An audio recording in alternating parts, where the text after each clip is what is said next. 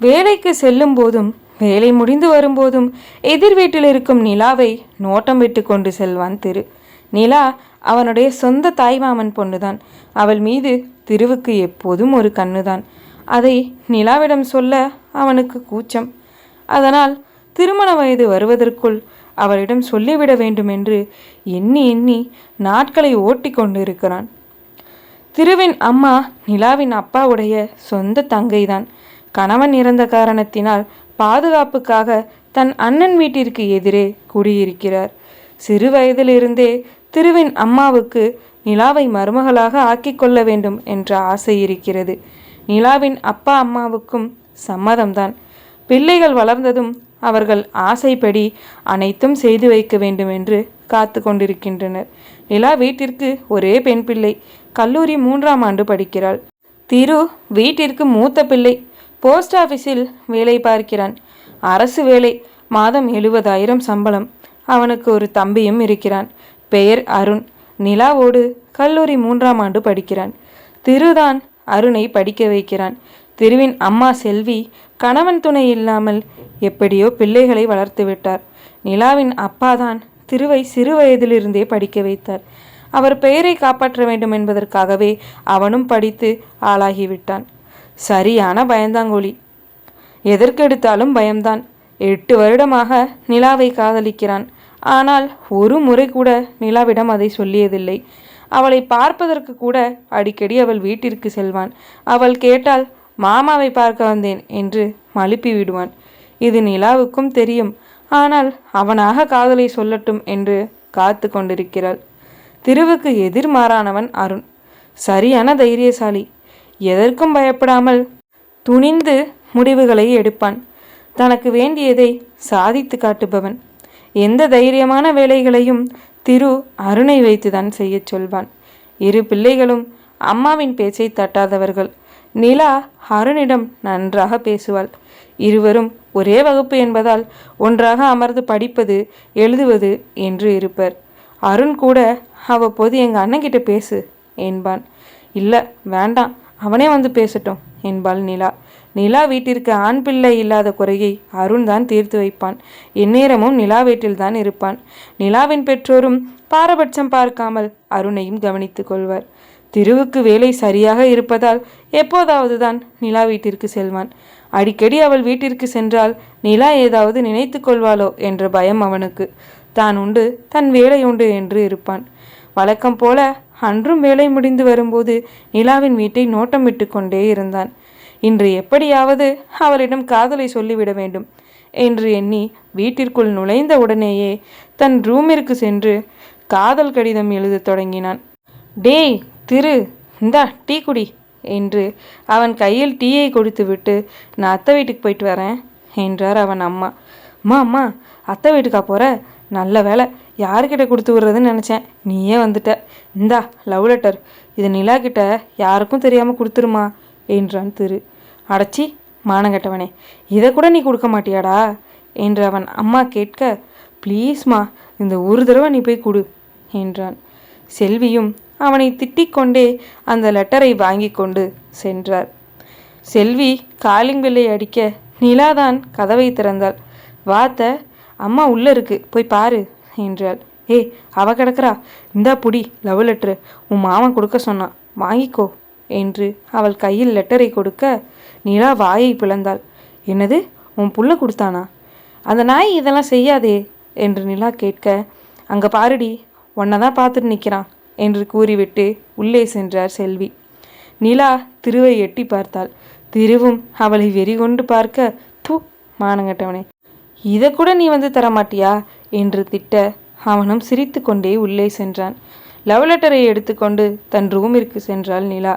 அருண், செல்வி, நிலாவின் அம்மா மூவரும் சேர்ந்து சமையலறையில் பேசி கொண்டிருக்க நிலா ரூம் கதவை சாத்திவிட்டு அந்த லெட்டரை படிக்க தொடங்கினாள். பழைய கவிதைகளை எல்லாம் தோண்டி எடுத்து தன் காதலிப்பதாக சுற்றி வளைத்து கூறியிருந்தான். அதே லெட்டரில் இரவு 12 மணிக்கு மாடிக்கு வர சொல்லி பதில் எழுதி செல்வி வீட்டிற்கு செல்லும்போது கொடுத்தனுப்பினாள் நிலா. செல்வி வீட்டிற்கு சென்றவுடன் ஆர்வத்தோடு கேட்டான் திரு. மா, நிலா என்னம்மா சொன்னா என்று கேட்க, அதான் உன்னைய காரி துப்புனாலேப்பா, நான் தான் பார்த்தனே, வேற என்ன சொல்லணும் அவ என்று கேட்க, மா அசிங்கப்படுத்தாமல் சொல்லுமா என்றான்.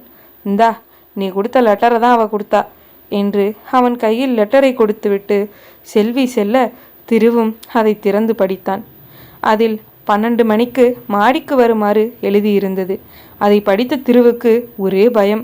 இருந்தாலும் அவள் கூப்பிட்டிருக்கிறாளே என்று ஆசையுடன் எல்லோரும் தூங்கியவுடன் யாருக்கும் தெரியாமல் பதுங்கி பதுங்கி அவள் வீட்டு மாடிக்கு சென்றான். அவன் வருவதற்கு முன்பாகவே அவனுக்காக காத்து கொண்டிருந்தாள் நிலா. அவனை பார்த்தவுடன் எதுவும் பேசாமல் மௌனமாக நின்றாள். என்ன மாடிக்கு வர சொன்ன, எதுவும் பேசாமல் நிற்கிற என்று தயங்கி தயங்கி கேட்டான் திரு. நான் தான் வர சொன்னேன், நீ தானே லெட்டர் கொடுத்த. என்ன சொல்ல வந்தேன்னு புரியலை, அதான் 12 மணிக்கு வான்னு போட்டிருந்தேன். ஏதோ நானா உன்னை வலுக்கட்டாயமாக வர சொன்ன மாதிரி சொல்கிற என்று மிரட்டினாள் நிலா. அப்போ நிஜமாவே நான் என்ன எழுதியிருந்தேன்னு உனக்கு புரியலையா என்று அவன் கேட்க, கவிதை தான் எழுதியிருந்த, எனக்கு ஒன்றும் புரியலை என்றாள் அவள். நேரடியாக காதலை சொல்ல தைரியம் இல்லை அவனுக்கு. உடனே ஒன்றும் இல்லை, சும்மா தான் கொடுத்து அனுப்புனேன் என்றான். அப்படியா, சரி, நான் கூட முக்கியமான விஷயம்னு நினச்சி தான் வர சொன்னேன். சரி, நீ உங்கள் வீட்டுக்கு போ, நானும் போய் தூங்குறேன் என்றாள். உடனே பதறி போய், இல்லை இல்லை போகாத, ஒரு நிமிஷம் இரு என்றான் திரு. என்னடா, அதான் ஒன்றும் இல்லைன்னு சொன்னல, அப்புறம் என்ன என்று அவள் கேட்க கண்களை இறுக்கி மூடிக்கொண்டு, ஒன்றும் இல்லை, நான் உன்னை லவ் பண்ணுறேன், அதை தான் சொல்ல வந்தேன், அவ்வளோதான் என்றான். நிலா சிரித்து கொண்டே கண்ணை தர என்றாள். அவனும் கண்களை திறக்க, இப்படி தான் சொல்லுவாங்களா, என்னோட கண்ணை பார்த்து சொல்லு, இல்லைனா எங்கள் அப்பாவை எழுப்பி நீ லெட்டர் கொடுத்ததை சொல்லிடுவேன் என்றாள். ஏ, என்ன இப்படிலாம் மிரட்டுற, மாமா ஒன்றும் சொல்ல மாட்டார், அவருக்கு என்னை பிடிக்கும் என்றவன் கூற, அப்போ போய் உங்கள் மாமாவே கட்டிக்கோ என்று வம்பிழுத்தாள். ஒழுங்காக என்னோட கண்ணை பார்த்து சொல்லு, இல்லைனா எங்கள் அப்பாட்ட போய் சொல்கிறேன். உனக்கு தான் பயம் இல்லைல்ல, எங்கள் அப்பா ஒன்றும் சொல்ல மாட்டாருன்னு சொல்கிறீல, இப்போ போய் சொல்கிறேன், என்ன சொல்கிறாருன்னு பார்ப்போம் இரு என்றாள். திருவுக்கு பயம் வந்து விட்டது. இல்லை இல்லை வேண்டாம், மாமா என்னை தப்பாக நினச்சிப்பாரு, சொல்லாத என்றான். அப்போ லவ் பண்ணுறேன்னு என்னோட கண்ணை பார்த்து சொல்லு என்று கேட்க அவனும் வேறு வழி இல்லாமல் அவள் கண்களை பார்த்து ஐ லவ் யூ என்று சொல்லிவிட்டு குடுகுடுவென வீட்டிற்கு ஓடினான். நிலா விழுந்து விழுந்து சிரித்தாள். பின் கீழே இறங்கி தன் ரூமிற்கு சென்றாள். திரு மெத்தையில் படுத்துக்கொண்டே நடந்ததை நினைத்து வெட்கப்பட்டு சிரித்து கொண்டிருந்தான். அவளும் காதலிக்கிறாள் என்பது தெரிந்துவிட்டதால் சந்தோஷம் தாங்கவில்லை அவனுக்கு. அங்கே நிலாவும் நடந்ததை நினைத்து சிரித்து கொண்டிருந்தாள். திடீரென அவள் ஃபோனில் மெசேஜ் சத்தம் கேட்டது. இந்த நேரத்தில் யார் நமக்கு மெசேஜ் பண்ணுறா என நினைத்து கொண்டு ஃபோனை எடுத்து பார்த்தாள் நிலா. திருதான். வீட்டுக்குள்ளே போயிட்டியா என்று மெசேஜ் அனுப்பியிருந்தான். அதை பார்த்த நிலா உடனே அவனுக்கு ஃபோன் செய்தாள். சொல்லு நிலா என்று திரு கூற, திருட்டு பயலே, எப்பரா நம்பர் கண்டுபிடிச்ச, அருண்கிட்ட கேட்டியா என்றாள். நீ ஃபோன் வாங்கினப்பயே உன்னோட நம்பரை அத்தைக்கிட்ட கேட்டு வாங்கி வச்சுருந்தேன் என்றான் திரு. நான் ஃபோன் வாங்கி 5 வருஷம் ஆகுது, அப்புறம் ஏன்டா ஒரு தடவை கூட பேசலை என்று கேட்க பயமாக இருந்துச்சு நிலா என்றான். ஐயோ, உன்ன மாதிரி ஒரு தொடநடிங்க என் வாழ்க்கையிலே பார்த்ததில்லடா என்று திட்டினாள். அவள் திட்ட திட்ட திரு சிரித்து கொண்டே இருந்தான். சி, ஏன்டா சிரிக்கிற, கோவமே வரலையா உனக்கு என்று கேட்க, கோவமெல்லாம் வராது, நான் கோவப்பட்டு நீ பார்த்துருக்கியா, அதுவும் நீ திட்டி நான் கோவப்படுவேனா என்றான். சரி சரி, ரொம்ப வலியாத என்று நிலா கூற அதற்கும் திரு சிரித்தான்.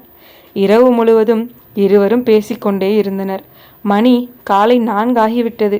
ஏய் சாரி திரு, நான் பாட்டுக்கு பேசிகிட்டே இருக்கேன், நீ போய் தூங்கு, நாளைக்கு வேலைக்கு போகணும்ல என்றாள். நாளைக்கு சனிக்கிழமை தானே, எனக்கு லீவு தான், நீ பேசு என்றான் திரு. எனக்கும் லீவு தான், நாளைக்கு வீட்டுக்கு வரியா என்று நிலா கேட்க, ஐயோ நான் வரமாட்டேன்ப்பா, திடீர்னு வந்தா அத்தை என்னை தப்பாக நினச்சிக்க மாட்டாங்களா என்றான். அதெல்லாம் ஒன்றும் நினைக்க மாட்டாங்க, வா என்று கூற முடியவே முடியாது என்று மறுத்து விட்டான். தைரியம் இல்லாமல் நீ எதுக்கு என்ன லவ் பண்ணுற, இனிமேல் என்கிட்ட பேசாத, ஃபோனை வை என்று கோபமாக ஃபோனை வைத்தாள் நிலா. திருவும் சோகத்தில் அப்படியே தூங்கிவிட்டான். நிலா தூங்காமல் ஃபோனை எடுத்து எடுத்து பார்த்து கொண்டிருந்தாள். திருவிடமிருந்து ஃபோன் வரவில்லை. சி, இவங்கிட்ட இருந்து ஃபோன் வரும்னு எதிர்பார்க்கறதே தப்பு தான். மானகட்ட பைய சரியான தொடநடுங்கியாக இருக்கான். என்னைக்காச்சும் கண்ணில் சிக்கட்டும், அப்புறம் பார்த்துக்கிறேன் என்று புலம்பியபடியே தூங்கினாள். காலை 11 மணிக்கு தூங்கி எழுந்து வெளியே வந்தான் திரு. என்னடா இப்போதான் உனக்கு பொழுது விடிஞ்சிச்சா? யார்கிட்டடா நைட்டு ஃபோன் பேசிகிட்டு இருந்த? உன்னோட ரூம்ல இருந்து நீ பேசுகிற சத்தம் கேட்டுச்சு, சொல்லு என்றான் அருண். உன்னோட அன்னிக்கிட்ட தான் பேசிகிட்டு இருந்தேன் என்று கூறிவிட்டு சிரித்து கொண்டே சென்றான் திரு. இந்த பயந்தாங்குழி பயலுக்கு லவ்வெல்லாம் வருதா என்று சிரித்து கொண்டே படித்து கொண்டிருந்தான் அருண். திரு பல் விளக்கி கொண்டே நிலா வீட்டிற்கு எப்படி செல்வது என யோசித்து கொண்டிருந்தான். நிலா அப்போதுதான் தூங்கி எழுந்து சோம்பல் முறித்து கொண்டு வெளியே வந்தாள். திரு வெளியே நின்று பல் விளக்கி கொண்டிருப்பதை பார்த்தவுடன் முறைத்துவிட்டு உள்ளே சென்றாள். இதை கவனித்த திரு, ஐயோ செம்ம கோவத்தில் இருக்கா போல் இருக்கே, எதையாவது சாக்கு வச்சு இப்போ அவள் வீட்டுக்கு போகணுமே என்று பயத்தில் முழித்தான். டீயை போட்டு திருவின் கையில் கொடுத்தார் செல்வி. திருவும் டீயை குடித்தபடியே அருண் எங்க என்றான். அருண் எங்கே இருப்பான்னு தெரியாதா உனக்கு? உங்கள் மாமா வீட்டில் தான் இருக்கான். காலையில் மட்டன் பிரியாணி வேணும்னு செஞ்சு தர சொன்னான்.